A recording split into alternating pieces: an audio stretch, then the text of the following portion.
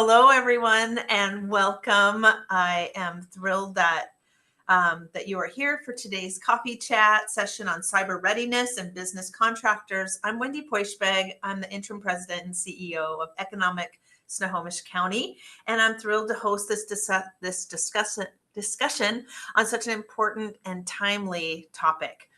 With the rise of cyber threats affecting business of all sizes, it's essential that small businesses in particular are equipped with the knowledge and tools to safeguard their data and systems.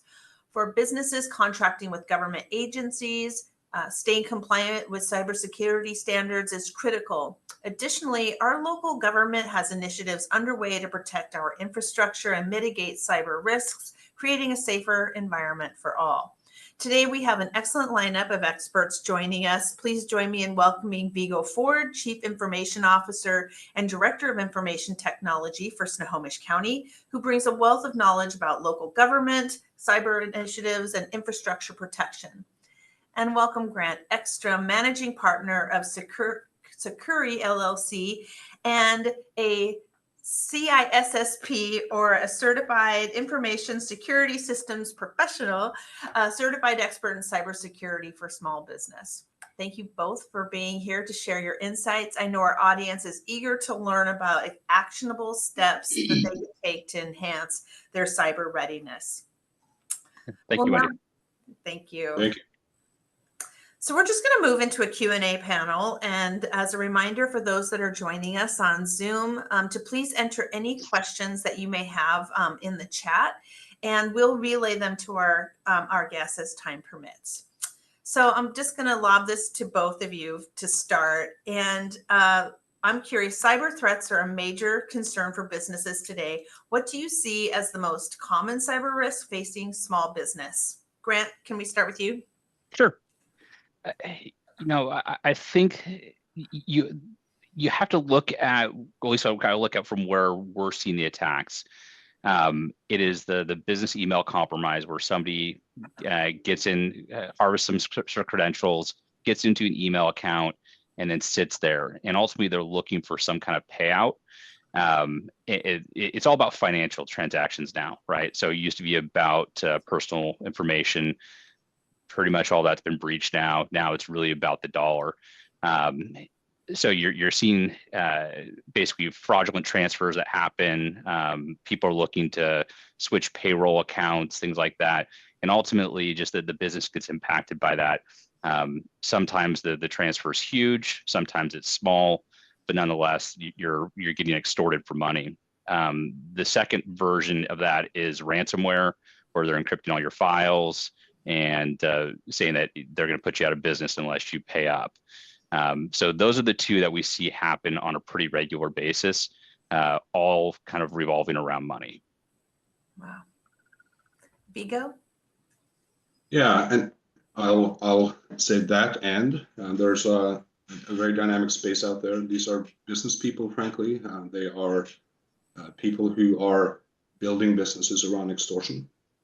And they're smart, they're driven typically by money. But the other thing I'll say is this isn't necessarily just a small business or medium-sized business problem. The attack vectors are the same regardless of your environment or your size. I think what differentiates small business is probably that you are not as robust when it comes to defenses. Sometimes you might have somebody that does IT-related work for part of the time. If it's a super small business, the owner could be the IT professional. And even in companies with more resources, do you have enough people that think about protection and cyber protection in particular? And the vehicles that are used to start the extortion process, as Grant called out, there's a couple of key ones, and phishing attacks are frankly the most common. At the end of the day, people are the weakest link. About 80% of cyber attacks start with a phishing attempt where a person, gets a very legitimate looking email and clicks on something and get asked to enter some credentials, and boom, you are all of a sudden on the hook. So you have to be very alert. You have to educate yourself and stay on top of the methods that you can use to protect yourself. But frankly, it starts with people. Yeah. Grant, when it comes to protecting data and systems, what are some of the fundamental steps that small business owners should prioritize? Yeah, it's gonna be interesting because I think we're gonna echo each other a lot because it does come down to people, right? I can put in all the security controls that exist, and ultimately the human is still the one that will allow something to happen. Um, I think that for a small business, you have to start somewhere. You have to admit that you have to do something, and that seems to be one of the hardest. Cybersecurity is a journey. It's not a race to the finish. It's always ever changing. So get to some of the basics. Patching systems on a regular basis. Training is huge. Just have something in place. Obviously, the larger the company, the more sophisticated you need to be, but having something that is consistent, that is backed by management, so it is actually that there's some authority behind the reasoning for it. Multi-factor. Put some multi-factor, like multi-factor is free most cases nowadays, at least on most accounts. So putting multi-factor in place, if your password does get breached, it shows up on the dark web, at least you have another mechanism to help stop it. Is MFA perfect? No. Long passwords, the 7-character password with your dog's name and the 4 letters of your address, probably isn't going to work anymore. And so password management's I see you laughing because it's I'm so embarrassed. No, it's true though. I mean, one of the most common passwords is like the season and the year, right? So this would be like autumn or fall 2024. And that is, it happens. So password management's a big one, right? So having something that helps you use a unique password over and over again, long and complex, and they're unique. And that's the key is, so if one password is breached, it doesn't have a cascading effect to the rest of your systems. Most companies, I think like 94% of companies out there feel that their security is satisfactory or adequate. But even in your report earlier, 60% of companies have had a reported at least medium or severe incident. So from a thought process, there's a disconnect. So most people think that they're good, but the reality is that most people aren't. And so, like I said, you have to start somewhere and just continually improve over time. The key is you just don't want to be the low-hanging fruit. And the low-hanging fruit get picked, right? The ones that are higher up above, it takes longer. It takes a lot more effort to get to those. And the chances are there's going to be people below you that are low-hanging fruit and easier to get to. So start somewhere. Yeah, I have to admit that, when we began multi-factor authorization, I got so irritated. I felt, like this is just adding another step. I don't have time. What if I don't have my phone? All of the things. And of course, they put it in place to protect us, me. And so you're suggesting that I stop using my password and just stop changing the last digit that I've had for the last 10 years. Yeah. So the problem is that if you go out to the dark web and you see a password like that, I know that there's a methodology to how you're creating your passwords. So even if I didn't actually get your password, I know that I'm not too far off and I can figure it out. And so it's not hard to figure out a pattern, right? Humans are pretty predictable when it comes to that type of stuff. And how many people leave their house without their phone nowadays, right? You have a smartphone, you have a little authenticator there. It's pretty easy.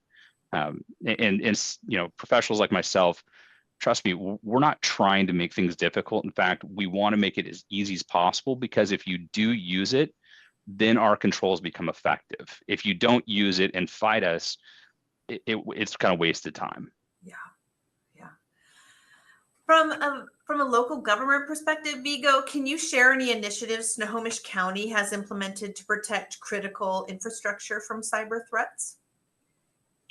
Well, so I'm going to be a little careful here. I don't know if you know the title of CIO stands for career is over. And if I was to go too deep into this particular topic, that's not something I want to do. But what I'd like to do, though, is talk in generalities a little bit, because there are things certainly that we are doing that, again, we're not going to talk about in a public forum. Sure. But going back to people, we have year-round education and training for our staff. Obviously, in October, we ramp it up because of Cybersecurity Month. But we do other things as well for the workforce to make it easy. So we do simulated phishing attacks, and our security team, they're getting really good at this. But we also make it easy for the workforce. So we embedded within, in our case, our Outlook environment, we have a little fish hook that's up in the toolbar. So that's an add-on solution that we put in there to make it easy for our workforce. If they see something that looks suspicious, they just click on it, and it goes right to our security team to ensure that what's there is protected. We also obviously do a lot of rigorous protections for our endpoints, whether that be on our infrastructure side with servers or our workforce with desktops and laptops. We are lucky that we are big enough to have a little scale so we can invest in the right protection services and solutions for our infrastructure, and we do that. We also are obviously in a public sector organization, everything from HIPAA data to CJIS or criminal justice data and so on, that we're be super, super protective of. Governments have a lot of interesting information, and we double down on ensuring that all of that is protected. And for people that are in roles that manage secure data, we have sort of ultra protective MFA or multi-factor authentication. By the way, people like Grant and I use a lot of acronyms. So if we say something and you don't know what it is, please stop and we can clarify that. But long story short, there's a ton of stuff we're doing, including 24/7, 365 detection and also responses through a third-party service. So we really are investing here. This is important for our community and important for the county. And along with that goes all the partnerships that we have both with industry partners as well as other local and state agencies. The beauty of working in government is we collaborate a lot across agencies. When I was in the private sector, that's not necessarily something you can do, but in government, we are really, really good at cross-agency collaboration, and I really like that. Yeah, that feels really good to me too. Grant, for small businesses looking to contract with government agencies, what are some of the key cybersecurity requirements they should be aware of? I understand that there's some new things coming down the pike that are going to be, you won't get a contract unless you have some of these safeguards in place. Yeah, they've been talking about that for a long time. So it's taking a while to get to that spot. Understanding the frameworks that they're looking for. So NIST 800-171 is the common framework that you have to adhere to. Also CMMC or Cybersecurity Maturity Model certification, at least at like a level 2, is what they're looking for also. All the information you can easily go out to. So NIST is the National Institute of Standards and Technology. You can easily go out to the website. They have a readiness checklist out there for you. I will tell you, it is like reading stereo instructions. So it doesn't hurt to have a professional help you through that process. There is compliance as a service companies out there that will help you with that process.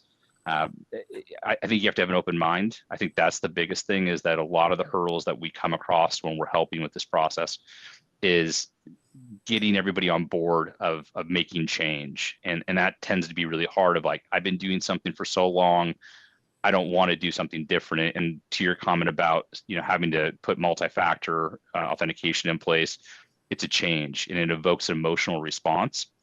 And so a lot of these controls that you have to put in are going to provide some level of a hurdle for your staff. But it also provides a really big hurdle for the bad actors too. And so you have to look at you have to kind of understand the risk that you're potentially bringing to that contract with the government. And at that point, now you're able to start enforcing some of these things. But just be aware, it's not an easy process. It's not super difficult, but it's more like the emotional response that happens during it, of putting these controls in and having some upset staff for a little bit. But I guarantee you, it's not that difficult. It just, you have to get them past that point of being irritated.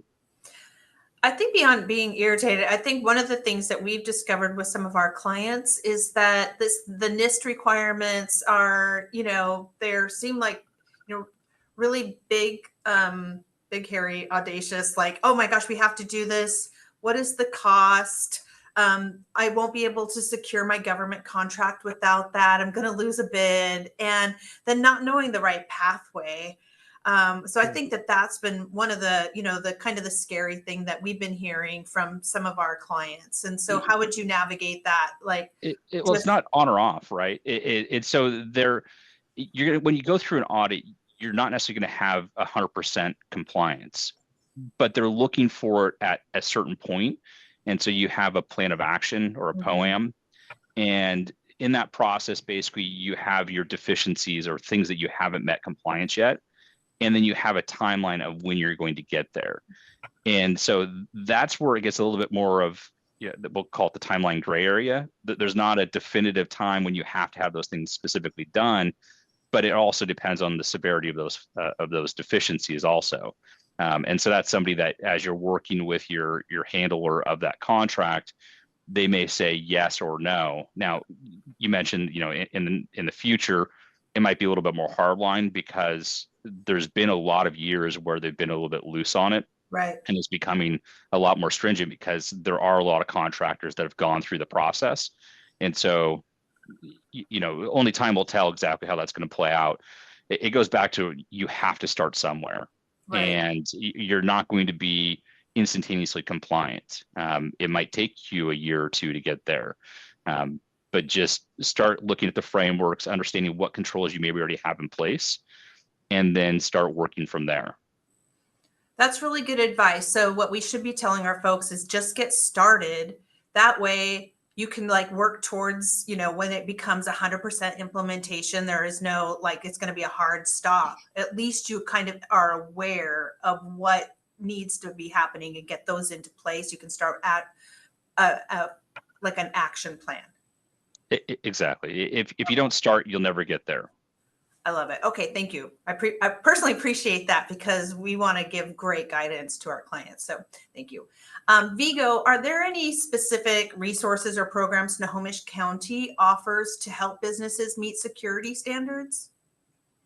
So as an internal IT organization, obviously our first job is to protect the house and protect our residents' experience within the house as well. And when I say the house, I mean Snohomish County framework and information systems and so on. So we are very internally focused protecting our assets. That being said, I think as a government agency, I think we have a responsibility to communicate to our residents, our taxpayers, what are we doing with the money that goes into local government to ensure that we protect our assets. If you are curious, we do publish things like our technology strategy on our Snohomish County public-facing website in the information technology department section. We also have things like our annual report out there, and there's educational materials as well around cybersecurity. There's a ton of things going on, though, as Grant talked about, and I think we have an upcoming question around, low-hanging fruit resources that you can tap into to make to at least get going. And we don't feel a need to necessarily replicate a lot of that, but pointing to that. So CISA.gov is an example of a website. It's part of the Department of Homeland Security, and they are like the authoritative government voice around what happens in cyberspace, if you will. But I will say too, though, that in IT, and this is a strategy that we have actually started to talk about more, that I personally, as a CIO, feel like we have a responsibility to do more than just internal protection, if you will. So we do have some external facing initiatives. I encourage you to reach out. If you have questions, don't be afraid. We will always answer emails.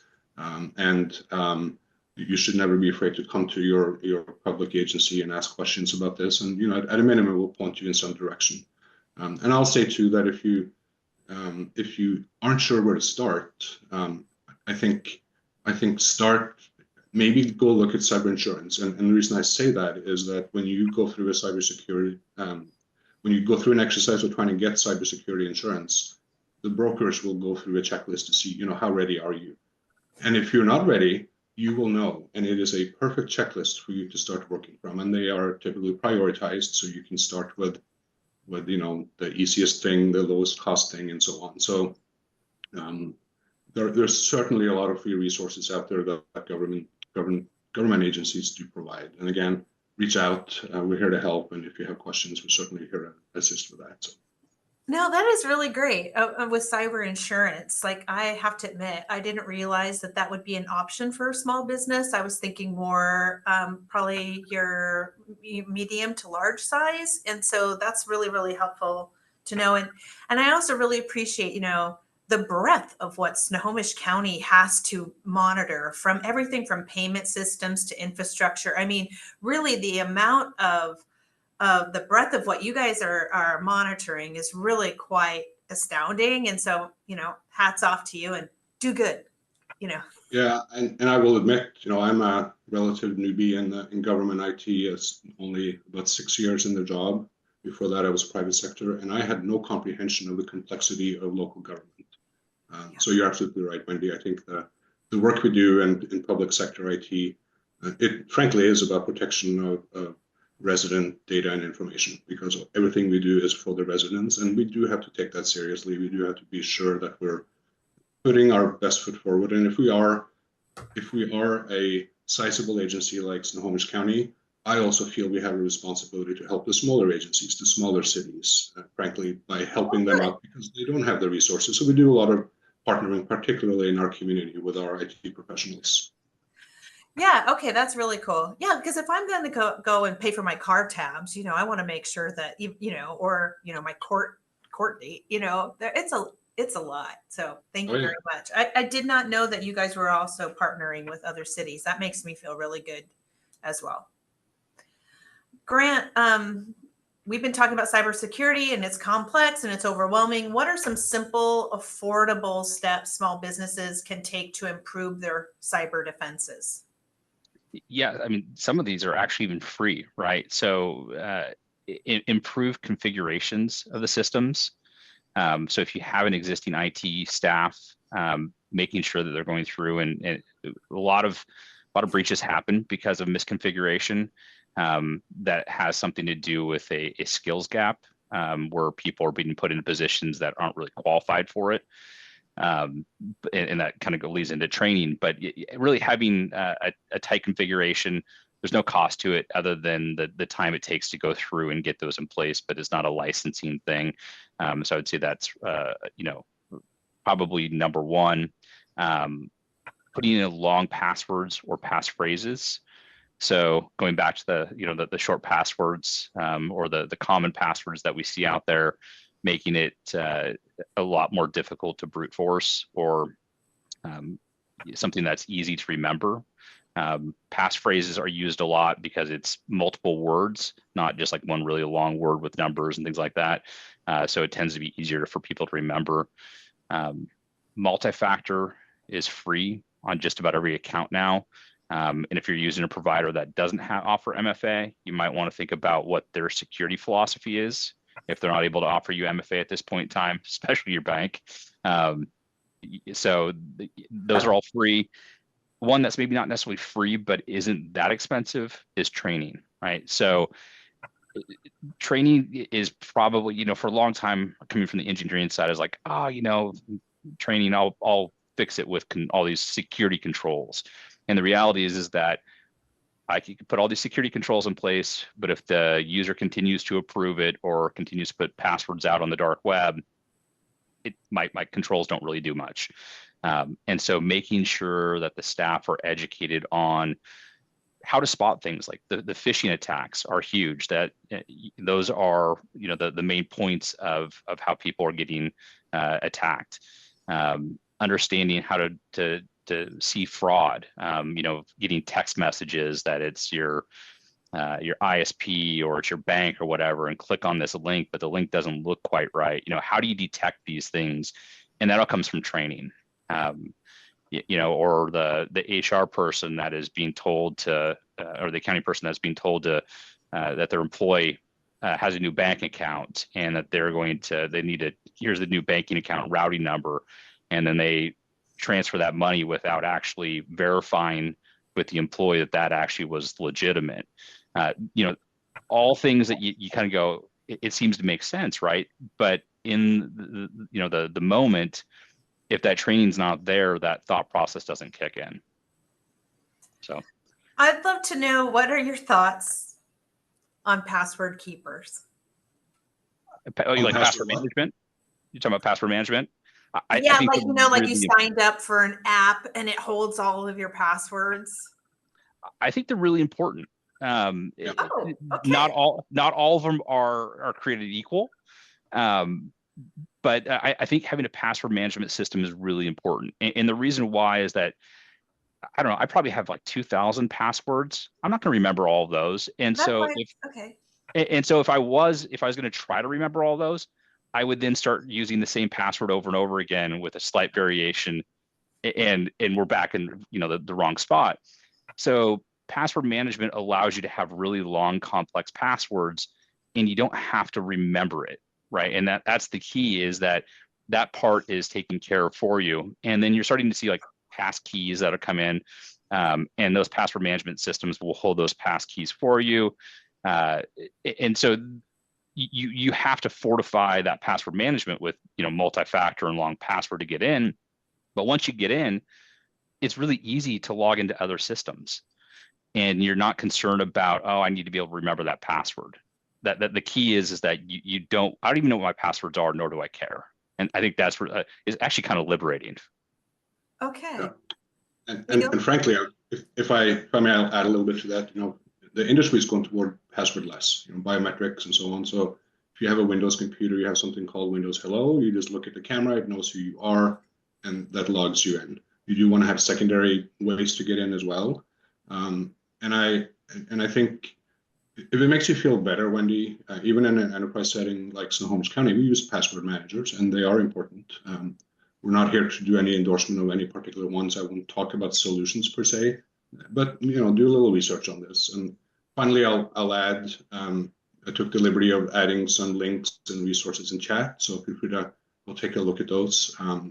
There are a lot of free resources out there, so hopefully that will give you a few tools to go investigate further. Yeah, thank you for that. And we'll put together a list and add it to our socials as well. I'm glad to hear that about the password keeper. We do like personally keep one, but I always wondered if that was actually just putting everything in one place for, you know, the dark web or however to access. And so I'm glad to hear that that's So actually like I said, they're not all created. Yeah, they're not all created equal. I want to make sure that that's clear. So definitely do your research. A lot of them actually have family plans as well. And what the nice part about it is that, so I share a lot of passwords with my wife and my kid, or at least I see, you know, all my kid's school stuff, you know, as he updates it, I'm able to see that as well. And so we have a separate account to be able to see all that. And that comes free with the licensing, which is really nice to be able to have information that I can share back and forth between my wife and myself. And the password managements also have a lot of business function where you have collaborative functions. So teams are able to share passwords where you have a single vendor password, and, you know, somebody updates a password here, and then you know, oh, where's the Excel spreadsheet that had the other passwords? It's all one centralized spot. You can actually track who is accessing those passwords. So there's a lot of other functions just than just a password storage. And a lot of the systems now you can store other information in there as well, like secure documentation, passports, things like that. Oh, wow. And it's all encrypted. So we'll talk about the encryption problem later, but it's encrypted. So if, you know, there are password management systems out there that do seem to get hacked on a regular basis. So like I said, do your research, but you're better off there than keeping it in your browser. If you keep your passwords in your browser, that's a pretty easy way to pick that data. Okay. And take a look at your organizations that you're part of or subscriptions you have. So, for example, T-Mobile, AT&T, Verizon, you know, you'll subscribe likely to one of those or one or more of those companies' cell phone plans or data plans. Very often organizations like that will have complementary services. And you know that if T-Mobile has vetted a password manager, it's going to be a good one, right? So take a look at your your affiliations that you have that you know are trusted organizations, and see if they can offer free resources for you as well. There's a lot of things out there. Sometimes you just have to go ask. Okay, that's really, really or good. Call your local IT provider. There you go. There you go. Vigo, we touched on this a little bit, that local government, you partner with other public sector. Do you ever partner with any private sector to enhance cybersecurity across the board? Oh, yeah. Oh, absolutely. I mean, we're no surprise as a government organization, we're a Microsoft shop. I think Microsoft has a pretty strong, well, I know they have a very strong footprint in government. So it's a wonderful partner. They show up with support, resources, and so on, and they're always there to help and assist. And it doesn't matter if you use Microsoft or Google or Apple, particularly if you have a support relationship with these organizations, they are very helpful. And I encourage every one of you to think about professional support agreements with your technology provider, because it gives you another layer of knowledge and information. Now, specifically, working with industry partners, whether it be Microsoft or on the network side with Palo Alto, and you can go down the list and say these are organizations that we engage with, and we share information back and forth because we're customers and so on. The other thing I'll say too, going back to the government, the difference between government and private sector. So we talk a lot internally. It's sort of a three-dimensional matrix, public agency to public agency, whether it's city, county, or state. And that facilitates conversations, open conversations that we can use to help each other. And all of us have partner relationships with big or small technology partners, so we're able to sort of share best practices. In addition to that, as a CIO of the county, I'm the local government representative on the Governor's Technology Services Board. So we have the opportunity to kind of lean into the state. And then we use that back to our member organizations in our government and local organizations like ACES, which is a city and county information system organization for public sector employees in Washington. So there's a ton of sort of hooks into different organizations, lots of conversations going on, which is really, really helpful for all of us, in my opinion. Yeah, I'm not surprised that, considering your history, that Microsoft, but I love that there are a lot of different resources, and I really appreciate that I didn't know that you were serving also on the governor's board. So I think that's really good for Snohomish County and the state. So that's fantastic. Yeah, and it demonstrates the commitment we have to partnerships within local government and state government. And WATEC, which is the enterprise IT organization for the state, their current CIO there, Bill Kehoe, is phenomenally good at reaching out to local government and providing support. And the state security officer, very open, very, very much focused on ensuring that we protect, to your early question, protect our infrastructure. Nice. Grant, let's go over to you. How can small businesses stay updated on the latest cybersecurity threat and industry best practice? I know we talked about citizen.gov. Is there anything, other resources? Wow, there's a lot. You kind of have to, I guess, you have to pick your poison, so to speak, because there's so much information out there. CompTIA does a really good job of staying up to date, not necessarily on the day-to-day cybersecurity threats that are out there. You could sit in front of a live feed all day long and basically your blood pressure goes through the roof. So I don't necessarily recommend that. But CompTIA, from a best practices, does a really good job. Going back to a well-implemented training program, that is going to help out as well. Typically, when you go through a third-party training program, they're going to be updating content all the time. And so the best practices will come out of there. We could sit here for a while talking about different ones, but I think that it's a good start. Like I said, start somewhere. You can expand as you get a little bit more mature in the process. But CompTIA has been around for a long, long time. ISC2, which is where is a governing or certification body for me, is another good one. So a lot of these places are where cybersecurity professionals go to get their certifications, but they're also going to be a really good spot to stay up on what's happening as well. Good. Okay. Vigo, in your experience, what are some of the common mistakes small businesses make when it comes to cybersecurity? Well, I'm gonna maybe do a positive spin on that and not focus on mistakes, but focus on the things you should do so that you don't make mistakes. Okay. So I'll start with patching, and what I mean by patching is, have you done your monthly Tuesday update of your Windows platform where Microsoft pushes out updates? Super important. Doesn't matter what your platform is. Make sure your systems are updated. Make sure all of your employees' endpoints, their PCs, that they are updated. Critical, because that is an industry pays attention to changes. They plug the holes and update frequently. Know where your data is. Make sure that you know what data you have. Make sure that you can classify your data. What's mission critical for you, and then back it up. Backup could be as easy as going up to Costco and buying an external hard drive that you plug into your environment and back up your data. Unplug it. So if something goes wrong, you know that you have the data. Put it on your calendar every week, every day, whatever is comfortable for you to go through and update that. Now, if you have a lot of employees or many desktops, that could get complicated. So looking at backup services, in the cloud that are isolated from your environment is really important. So the whole point around backups is that don't back it up and put it back onto in your environment, because if you get hacked, well, guess what? You're going to lose your backup. So you have to, you call it air gapping, and make sure that you keep it separate from the things that you do every day. The cloud providers, Microsoft, Google, all the big ones, they're safe by design. So you can use an AWS. I cannot not mention that. Use their services because they're very safe. They're safe by design, and it gives you another layer of protection there.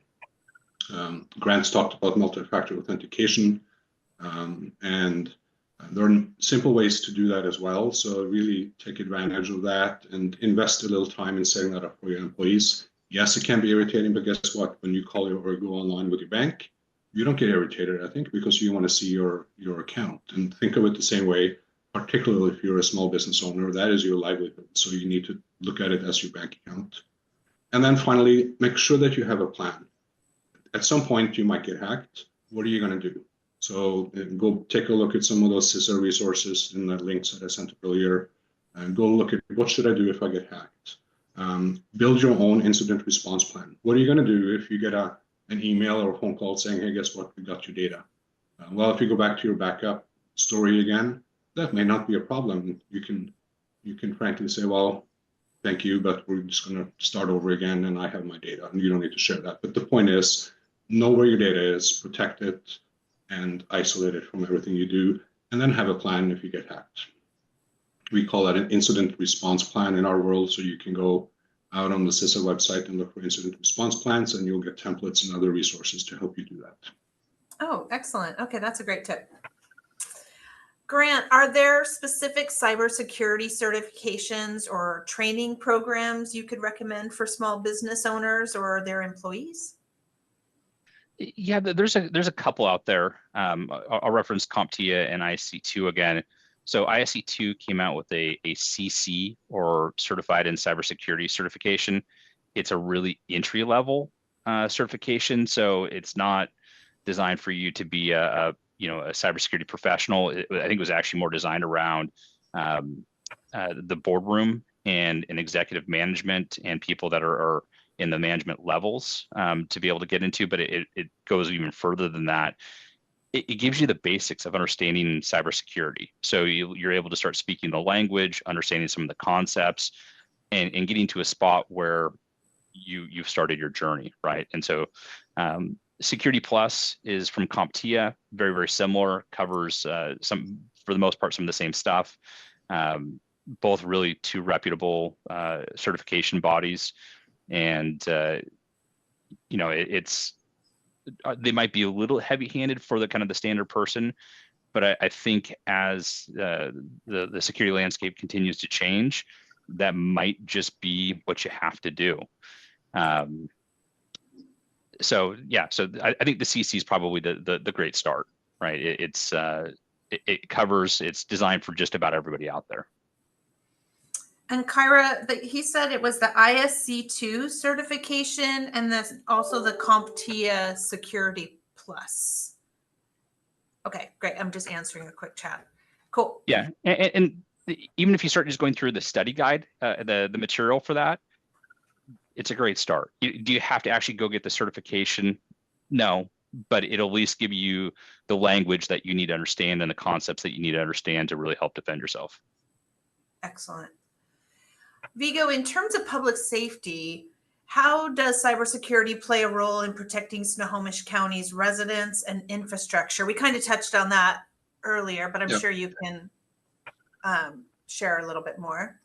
Yeah, and I'll start maybe by throwing some stats at you. So in 2023, ransomware affected more than 2,200 local governments, schools, and healthcare providers.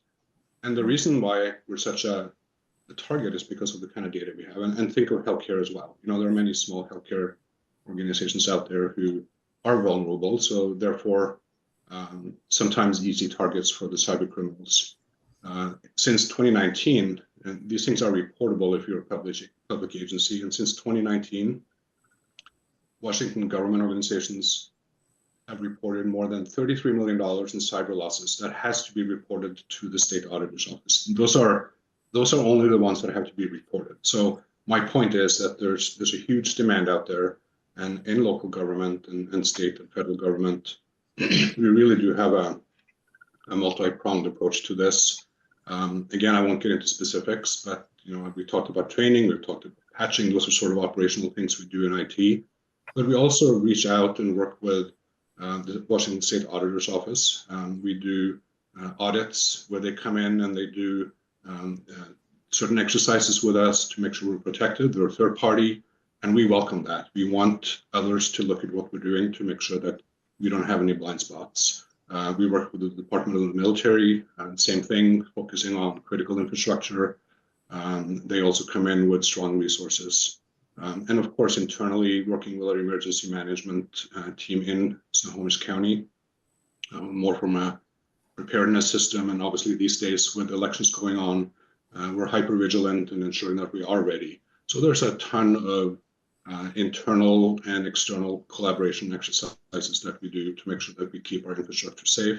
And then we deploy the best tools that we can get our hands on and make sure that we do everything we can to protect these assets.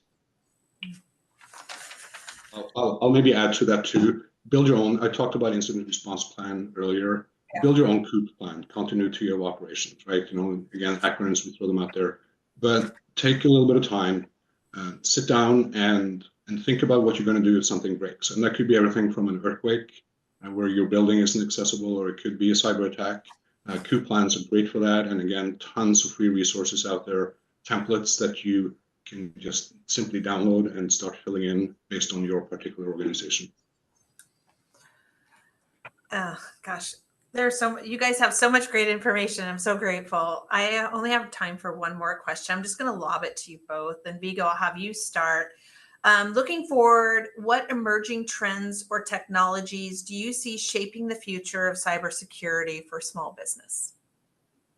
Yeah, before we started, we kind of bantered around a little bit, Grant and yourself and myself, and Grant mentioned quantum computing, and I'm going to couple that with AI. So quantum computing, meaning supercomputers that can break passwords faster than you can imagine, right? So that kind of stuff, using AI on top of it to actually create some super powerful tools. So we have to be prepared for that. We have to think about what we're going to do in those situations. The cyber criminals are business people, as I mentioned earlier. They're there to make money, and they have immense resources. Sometimes they have their own, and I kid you not, they have their own help desks, so that if you do get hacked and you choose to pay, they have people that help you unlock your data. So they're like a full functioning enterprise with all sorts of resources. And sometimes they're state actors, sometimes they're just criminals, but they're smart, they're well funded, and they're in there to make money. So the criminals are incredibly creative. So it's not necessarily a technical trend, but it's a business trend that they're getting better and better and larger. supported by state actors or by, frankly, illicit corporations that have bottomless pockets. So there's a lot of things to pay attention to here. So I'll leave it at that, and I know Grant's going to have some other ideas as well. Thanks, Vigo. Yeah, to add to that, one of the things that's really changed how the criminal enterprise has progressed is they're specialized. You don't think about it, but in large corporations, you have people that are doing very specific functions. And so same thing happens in the criminal organizations where you have somebody that goes out and gets the credentials, right? But that's all they do. And then you have somebody else that's testing. You have somebody else that's making the phishing emails. You have somebody else that's doing the ransomware. So they have specialists in every part of their function. And so they become very, very efficient in their process. It's a business. It's a very, very lucrative business. Yeah. So then you add AI and quantum computing on top of that. I won't go down the deep hole of quantum computing, but if you think about how fast, like RSA is a very common encryption methodology that's been used forever. It was uncrackable. It was supposed to be like, potentially millions of years that it would take for a traditional computer to crack RSA. Quantum computing has actually cracked RSA to a certain point, a smaller version of it, but it has done it. And so as quantum computing gets faster, the encryption that we have that has been uncrackable for our generation is now crackable in minutes. And so that presents a really large problem for us. The business sector, not so much as the government sector, but basically, if you think about what they're doing, is it's a harvest now problem.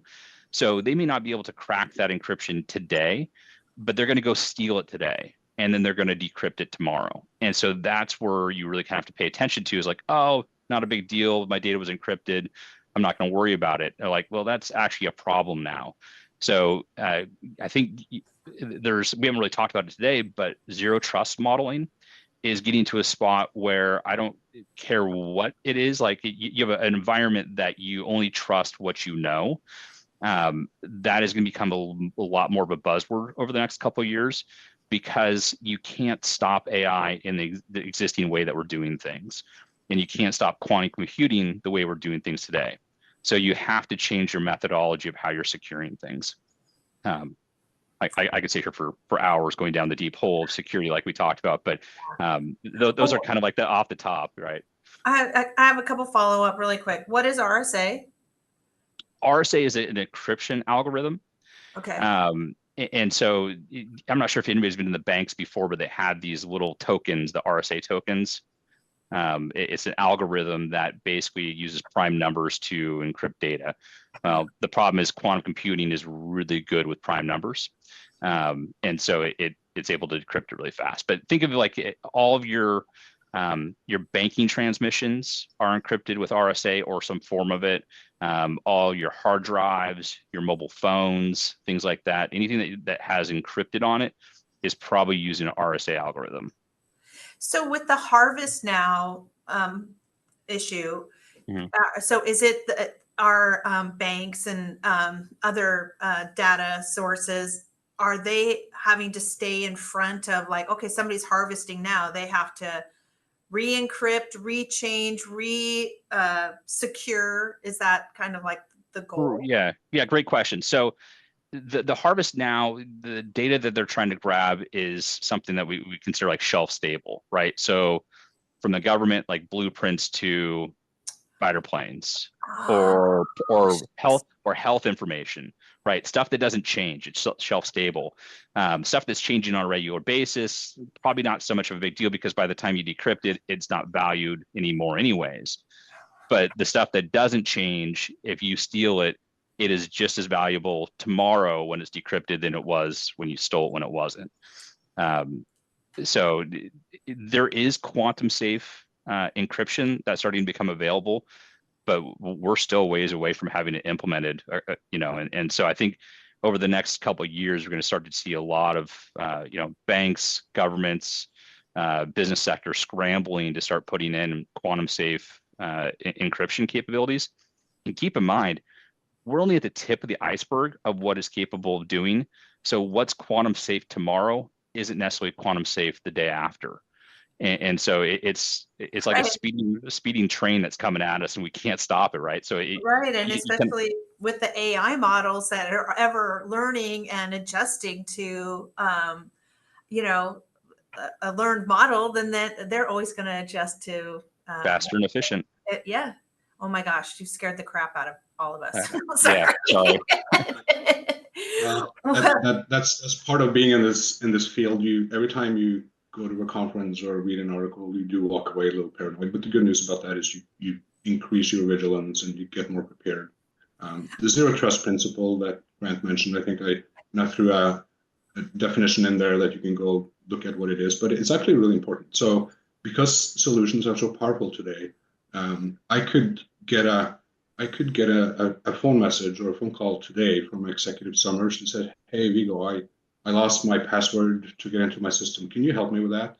And it's Dave calling me, and your instinct is to say, well, of course I'm going to help with that, but really think about those scenarios that seem very natural to you, because that Executive Summers message was a deep fake where it's done on the fly and they simulate the executive's voice. Sounds like him to me. And these tools are so smart and so effective. So the zero trust principle is essentially to say, well, Executive Summers, let's meet you in the office. We'll make sure that we get your password reset and do it in the proper way. And sometimes those are hard conversations when you're dealing with organizational hierarchy, but you have to do those things to protect yourself and protect your assets. Right. Otherwise, you're going to have a Caesars MGM Palace or MGM nightmare where it's not just your data, but, all systems were halted. You couldn't get a room key. You couldn't get your parking, arm to go up. I mean, it was a full-on breach. And I believe it happened through somebody providing information through LinkedIn. And so it was a deep fake. It was a deep fake. Just as just spoke, they called in to an executive help desk, and they faked the voice, and they allowed them to come through, and basically that person had enough access to start locking stuff down. And I mean, we're talking billions of dollars of damage and lost revenue. Wow. This has been so great. I love this conversation. You provided so much great information. I'm taking away a lot about, phishing. I love that you have a phishing hook right on your computer, Vigo, so your employees can immediately identify threats. I heard you when you talk about patching systems, training, multi-factor, long passwords, complex passwords. I'm going to go and change all of my stuff into long phrases. I promise you, I am not going to hear from an expert and then not change my own behavior. Have a password manager help you with that. It's so much easier. I have one, and I refuse to. My husband has one, and he's like, use this, and I'm like, no, why would I use that? Just keeps everything in one place.